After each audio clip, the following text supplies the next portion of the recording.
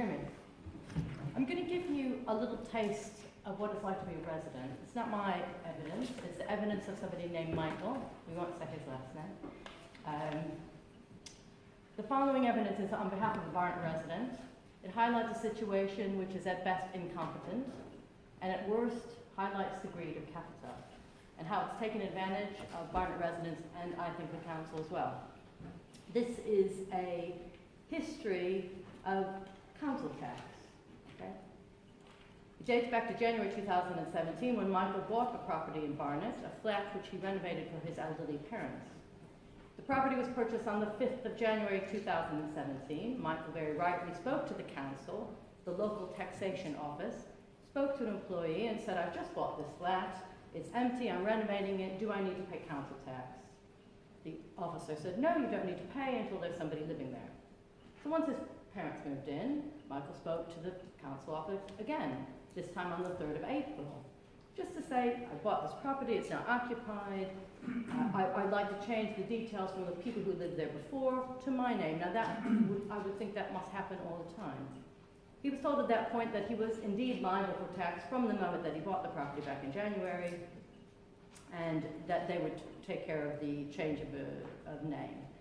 He had in his possession a council tax bill of the previous person, and he told them that he was told that he needed to pay £788.82, which made up two payments, £548.62 and £240.20. And this amount reflected money owed for 2016-2017.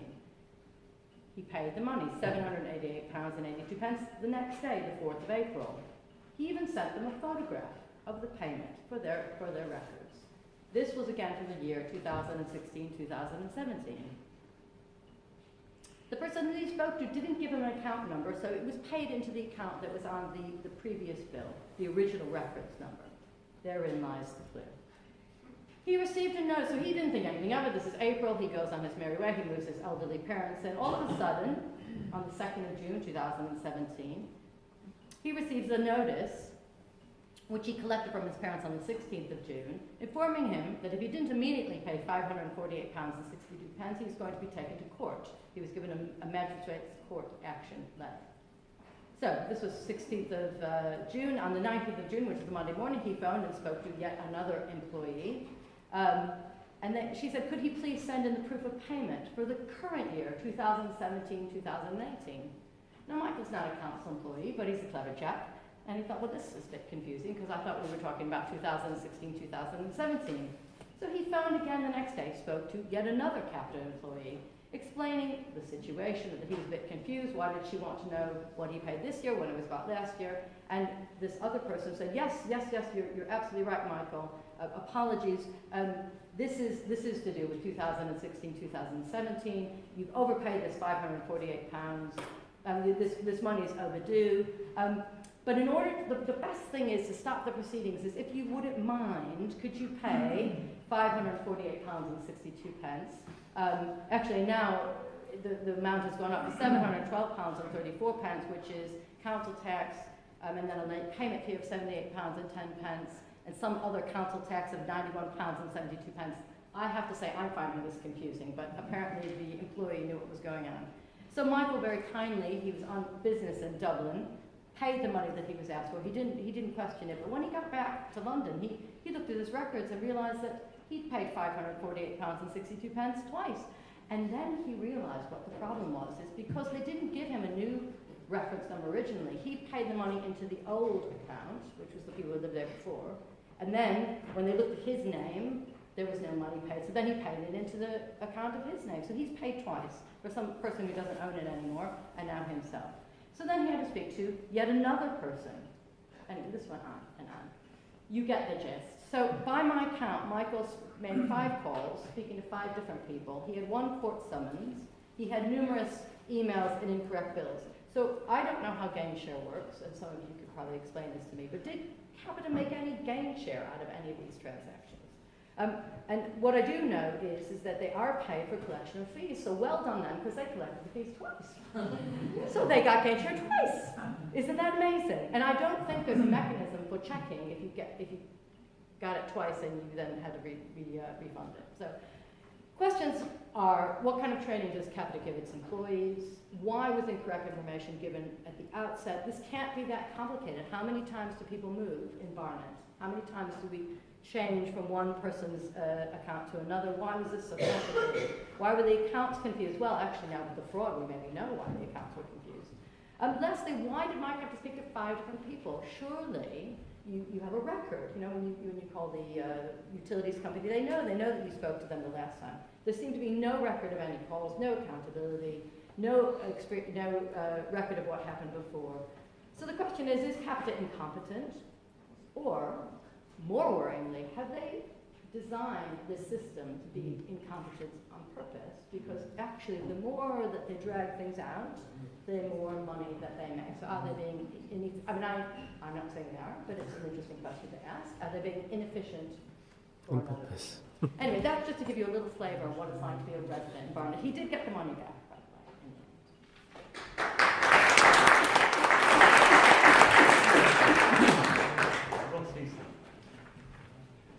Thank you for arranging this event and actually exposing what's going on in Barnet, which is, as John said at the beginning, almost a textbook case of how not to run a local authority.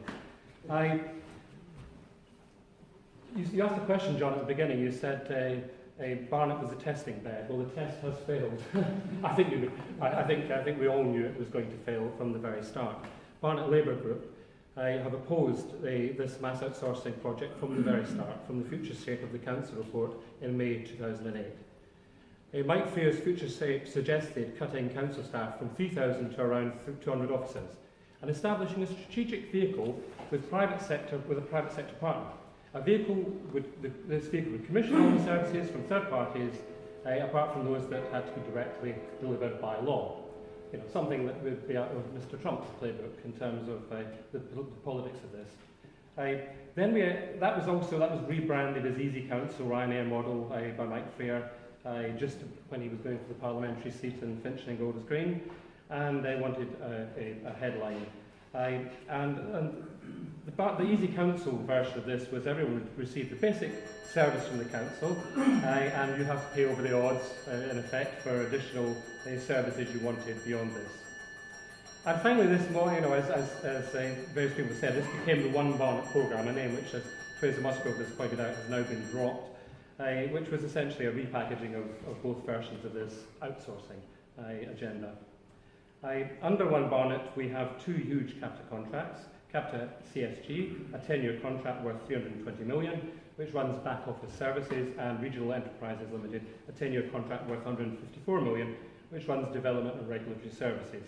Both contracts are supposed to save the council 160 million over 10 years. The scope and complexity of the services covered by this means that, in a way we cannot do justice even tonight, but many people in this room have been engaged with this since the beginning and know exactly where this has gone wrong. We'll focus on 2 main things, myself and Councillor Kath Levine.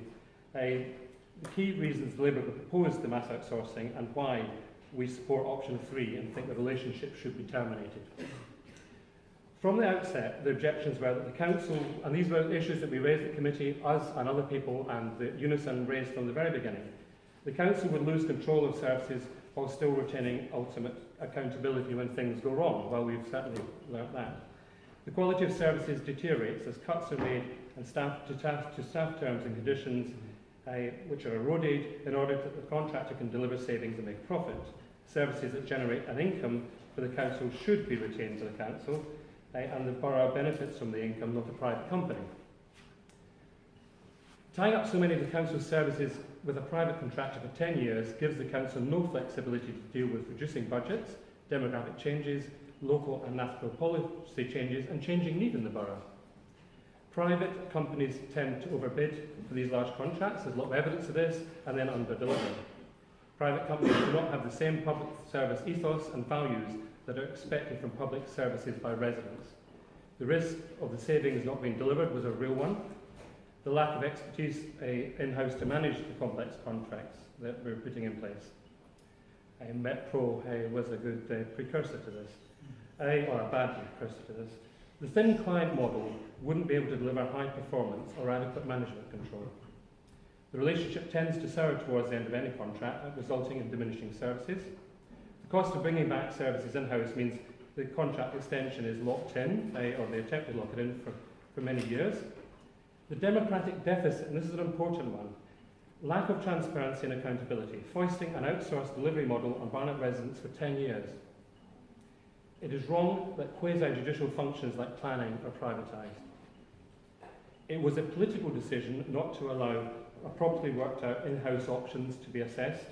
It was based on an ideology that said public sector bad, private sector good. And that's where this came from the very beginning.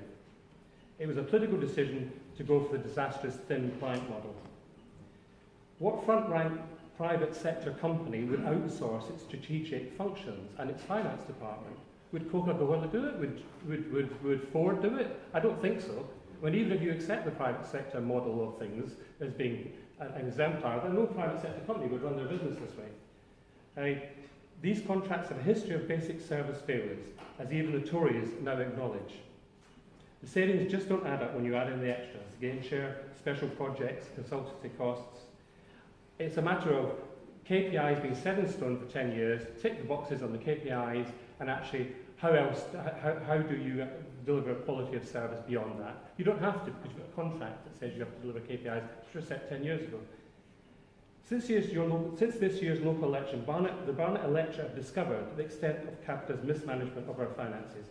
A £2 million fraud that should not have happened even if basic controls were in place, which they were not. Read this Grant Thornton report. It is the worst audit report I've ever read. Slight problem, it's confidential. Yeah, well, it is the worst audit report I've ever read. Basic controls were not in place. We have a massive budget overspend of 10.3 million, which was not known about or reported to councillors until after the local elections. Do you not think that the electorate deserve to know about that? Well, I think that's gross mismanagement by the council. How can you get through a financial year and be that out of budget and not report that to the relevant committees?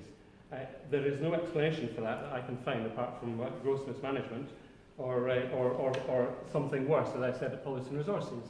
It cannot be anything else than that. And the electorate had the right to know that when they went in to put their ballot box on the outsourced Barnet model, which is clearly not delivered. It is time we had the National Audit Office back, or something like the National Audit Office, because it really does not help when you don't have an independent scrutineer to come into local authorities and actually validate how their services have been delivered and the claims that are made. There is the relationship between the Barnet Conservative Group and Capita are such that actually the Barnet Conservative Group cannot, find it very hard to admit that Capita's been a failure because actually it reflects politically on them. We need independence in terms of audit, and we cannot have this arrangement. The worst thing that happened in local government, in my view, since I've been a councillor, is abolishing the National Audit Office. And I'm going to hand over to Cathy Levine, who's going to give some more detail of some of the office. All I will say is that we have brought together all our press releases since the contracts came in, which are a catalogue of basically Capita going wrong. And we'd like to give this as obviously evidence to the inquiry. 58 pages. 58 pages of one-page press release. Yeah. Right. Thanks very much.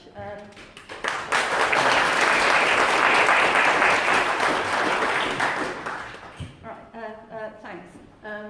It's good to have this opportunity to say what some of the issues that the Barnet Labour Group have been raising over the years. Let's remind ourselves what the benefit of having an outsourced service was supposed to be. It was supposed to be they've got the expertise, they've got the IT infrastructure, they've got the size of operation that will be able to do things efficiently. These were the sort of reasons that were given to us as residents of Barnet as to why it was a good idea to have outsourcing in the first place. But let's look at what the result has been. I want to address just 3 issues. There's loads more I could address, but there's 3 in particular that we've really been banging on about. One is that in this sort of situation, the quality of the service is a real issue. because the contractor is going to give you as little as they can for as much money as they can get. And us as Barnet Council have to try and hold them to account to get as much as we can for as little as possible. So there's a real conflict there in the first place. But in order to operate properly, you need to collaborate. So immediately there's a contradiction. The second issue is the ability to be able to manage a contract like that. This is an incredibly complex contract. Capita put a massive resource into managing their contract to make sure they maximise the amount of money they're getting out of it. Barnet Council are in no position to be able to do that, particularly when it went for a thin client model where the idea was that Capita could monitor themselves and give us the data, and that would prove that they were actually meeting the performance indicators that we'd set for them. And the third big issue I want to address is to do with the democratic deficit, because as we've seen, blue paper means it's confidential, you can't see it. So let me just address these quickly now. First, on the quality. Can we say we've had good quality? Can we? Heck. We've had a £2 million fraud where any one of 5 particular financial controls, if any one of them had been met, they wouldn't have been able to have the fraud. So, experts in financial management? I think not. Then we've had breach of law. Barnet have had to take accountability for the fact that their pension reports didn't go in. 2 years running, they were not in on time. And we're the only council to have been reported. Twice now. You think after having failed once, they would at least have, with 12 months to sort it out, they would have got it right for the second time. Then we had the IT systems problem. It was Labour councillors who said, we have a Labour councillor who's an expert in IT, and he said, your recovery systems are not right. Let's investigate them. We started investigating them as a council. The following week, the library system fell over, and you all know what happened. You couldn't access library books, not just for what was supposed to be 1 hour recovery time, as they said, but it went on for weeks and weeks and weeks, if not months. And then finally, we've had the Capita fail to provide the adult social care case management system that they were supposed to provide for us, and we've not been able to manage our adult social care properly. And we've had to put £4.2 million in to get somebody else to come and sort out the system for us. Absolute disgrace. So the idea that they're experts and that we're going to benefit from their expertise, that there's a big question mark over that. Then we talk about, if we look at the expertise in-house to be able to manage this contract. Well, clearly we don't have that expertise. We had the council meeting, I think it was a few days after the Carillion fell over. And we as Labour councillors were really concerned about what the backstop would be, what the contingency plans would be if Capita were in trouble.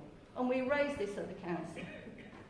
Councillor Finn, who's the Conservative chair of what was then the Performance and Contract Management Committee, assured us, oh, you don't need to worry, we've got it all in hand. Some of you may remember this, when you were sitting there. We've got it all in hand. You can sleep easy in your beds, he said. Do you remember that? The next day, Capita shares collapsed, and we found that they'd got a massive hole in their pension fund because they too had been not putting money in their pension fund. And by the way, they haven't been putting money in our pension fund either. And that is an outstanding issue. So then we've got the issue of democratic accountability. And this is huge. This really is huge. We continuously argued as Labour group members that discussion should be in public. We asked for the working group looking at the contracts to be in public. We got voted down. Every time we ask for anything to be discussed in public, we get voted down on the grounds that it's commercially sensitive. The latest one is this. This is the Grant Thornton report on the fraud, and it highlights in that report it highlights potential breaches of contract. A lot of that was already in the public domain. What wasn't in the public domain was the evidence for the breach of contract. On the basis that that was confidential, they put the whole paper down as confidential for the committee meeting, and we couldn't discuss it in public. We tried to bring it forward, we tried to get them to agree we could discuss it in public, and they refused. An absolute disgrace. It's residents' money that has been swindled here, and residents have a right to know what was going on. So I thought that was outrageous. So finally, just to say, there's now been a complete breakdown in trust. Right? In our opinion, there's been a huge breakdown in trust between Capita and the Barnet Council. Everybody is getting defensive. The Tories are getting defensive because they don't want to admit there's been a breakdown. Capita are getting defensive because they might get sued and they might lose a contract. So in that sort of situation, I can't see that it's viable and tenable that we can continue. And on that basis, the Labour group asked for the third option, which we've been talking about, that all the services should be brought back in-house, that should be considered a policy and resources committee, and that should be costed, because one of the arguments has been it's far too expensive, we can't afford it, but nobody really knows how much it's going to cost to actually bring it all back in again. We've got that. That is coming to the Policy and Resources Committee. The Labour group will be voting for all the resources to come back in, and Capita and our contracts with Capita should be terminated now in our view. Thank you.